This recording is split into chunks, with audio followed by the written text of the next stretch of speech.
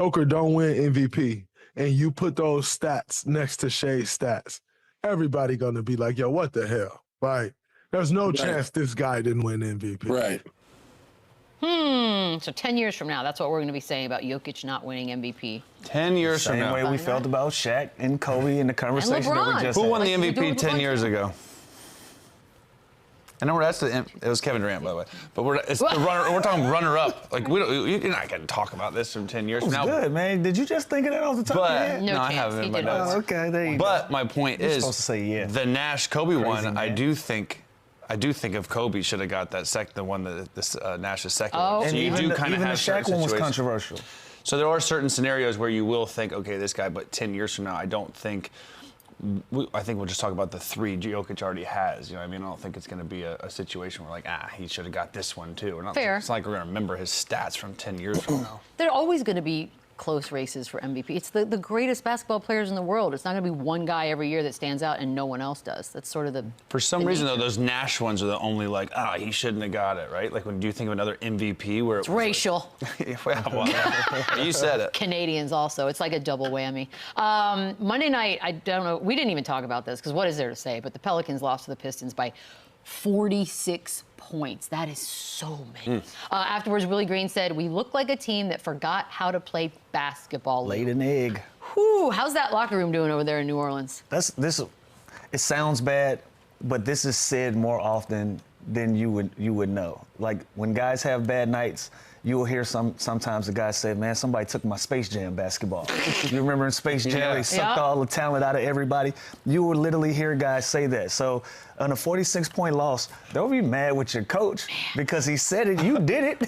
Like, which part is worse? You going out there losing by 46 or Willie Green saying we look like a team that don't know how to play basketball for a night? By the way, Zion had 30. Everybody lays an egg during the season. Everybody has one of these games that puts you in a position to either grill these guys in a film session, or we're gonna throw that one in the trash and get ready for the next one. And so this reads worse than what's actually being done. But you know, this is a coach that knows his team. And again, 46-point loss. I can't get past 46. What positives can you take out of When I that? see a loss like this, I always picture the film the next day, like how proud. Do you even watch this one? Oh, It's just dreadful Like, what getting is to it? the film. You can't enjoy your dinner. You don't want to sleep. You're you don't thinking wanna, about that. It's God, that dreadful. one blow by, that one. There's shot, so you know what I much mean? though at that. Like, how do you But focus? honestly, when in a season like this, the truth hurts, and all these teams that are losing these games, coaches just want to see development, but then they also want to see effort. I feel like a season like this is just what guys do you see that play hard consistently, that aren't rattled by wins and losses, and obviously that continue to get better. But Willie Green just wants the guys there that compete, and when you lose by 46 points, I didn't watch this game. I'll be honest. Oh, wow. What is They this? couldn't have played hard. They couldn't have competed because you shouldn't lose by 46 points. 46 points. You have to do math to get to that. Like, it's not an easy one. How about this one, Luka? Luka about his teammate Austin Reeves, and he's saying that the fact that he went undrafted is unbelievable, Chandler, and that's fair, but it happens, and how does it happen? It is, and I think the draft sometimes is just off potential, right? It's just, let's take a flyer on a 17, 18, 19-year-old kid instead of trusting my eyes and what this kid's doing right now and how he can help me. And AR he's not this fastest guy. He's not the most athletic guy. He's a transfer, so he was older by the time he even got his opportunity in the G League. And so guys like this, you can miss on because you didn't really see him turning into this, to be honest with you. Like, he didn't play like this good in college. But a lot of times it's just based, I think the draft is solely on potential. It's guys that have a high upside and a ceiling, which teams didn't think Austin Reeves obviously had. Undrafted. It's crazy. I mean, look, hindsight, obviously, but. The draft is funny. Like, I was the SEC Player of the Year. And I was drafted 38th. Like, what more could I have done? I literally won Player of the Year. Just be better, really. And so I got drafted second round, and the guys in front of me were mostly like freshmen, one-and-done guys that was taking a fly on that didn't last, versus a guy that was ready to help a team right away. So it's different. Obviously, I think you just get enamored by like potential and measurements part of the draft. Well, he was undrafted, so now it's time to play third option. Is he the best third option, second best? Didn't we already do this segment once and we said no? Now he's playing like now it. it's time. No, this is not a diss to Austin Reeves. He's not even the best third option in Los Angeles. Whoa. Would you take Austin Reeves or would you take Norman Powell? I knew right Norman now? Powell was coming. Close my case. I don't that's know. That's not even like a real thing. A third option isn't a thing. That's not a thing. But doesn't the third option also matter where you are the third option? Third option for the team that he plays for. I will Right. But let's stop the best third option thing. Good point, too, because Norman Powell was an all-star snub. Austin Reeves was an all-star snub. It's not a real thing. So I don't want his fans upset about something that's not even real. So he's a great third option for the team that he's on and the way that he plays. He's a great basketball player, but it's not even a real. That's how I mean. But that's how I interpret the question. Best third option where he is. Like, I do think I would take Austin Reeves over Norman Powell, though. I think he does more. Like this situation over Norman Powell. I think he does more. He's more of a complete basketball player. Now, Norman Powell's having a great year. Cut it out. No, I'm not. You would take. I would take Austin Reeves over Norman Powell. Cool. I think he can do more. I think he can play point guard. You can put him off the ball. Norman Powell's having a great year, and I love him as a player, but. You just said he was an all-star snub. He was. I'm just saying he was. And you would take Austin Reeves over an all-star snub. You know how I feel about all-star voting. It's ridiculous, and I don't think the best 24 players aren't the all. No, don't move the goalposts. No, I'm just saying the best 24 players aren't all-stars. All-star voting. We are talking about a guy that's averaging upwards of 22 to 23 points a game. He's having a great year. Both guys are having great years. But if you had to pick one for your third option, you would. Depends who my other two are. No, it does. That's what I'm saying. Where they are, their situation is part of the question. I think the Clippers would be better with James Harden, Kawhi Leonard, and Austin Reeves. I think they'd win more games. There it is. That's the statement. That's fine. I'm going to let him have it. That's fine. Hey. Okay.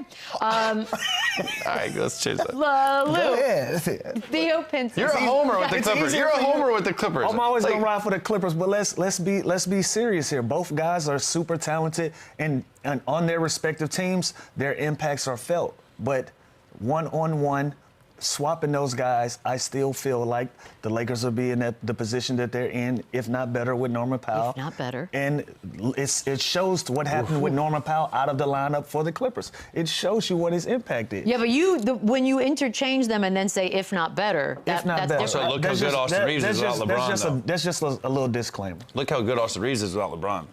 Dude's averaging like 30+ with the. You're just scared to get in trouble with his people. No, I'm not scared. I'm scared to get into this Austin Reeves fight again. I'm not scared. I said he's going to average 15, 5, and 5, and I think he's killing this year. I think he's averaging 19, 6, and 5. Killing it. So he's having a great year. Not dissing at all. But again, we're having a third option conversation in Los Angeles.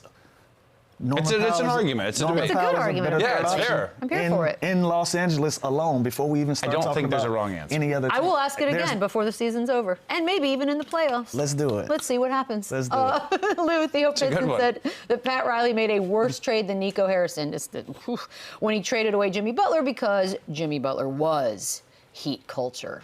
Lou, I think context is important here, but. No.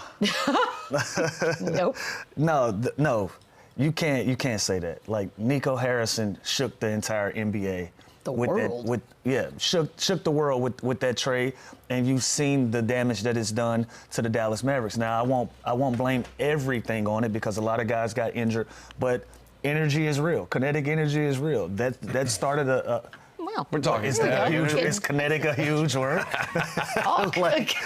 The yoga's coming in. But I like this for you. It's a new chapter. But look what that started. Now, that hasn't happened in Miami. Now they're not playing their best basketball, but it's not what Dallas isn't going through. So no, I'm not agreeing. It's historic what Dallas is going through. Yeah, I'm not agreeing on this one. Yeah, this is plain and simple. The Heat took the best offer they got for Jimmy Butler. The Mavs took the only offer they got from. Because they didn't even go. They didn't even shop it. Also, Jimmy wanted to leave. Jimmy Butler made it loud and clear that he wanted out. He wasn't going to resign there. He was only playing those games in Miami before the deadline, so he didn't get fined. This was the only leverage they had, was to take on this Wiggins, Kyle Anderson trade.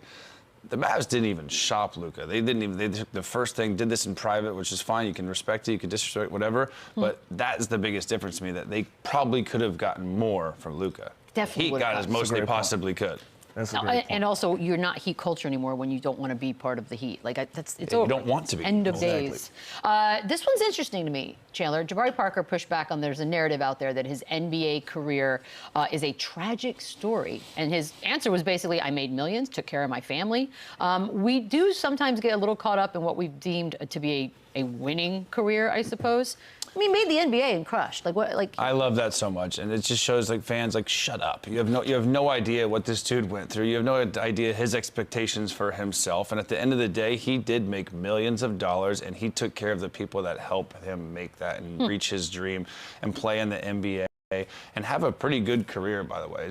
So what are the expectations? Obviously, people thought at that high of a draft pick, how much hype he had coming out, that it would be longer and that it would be better.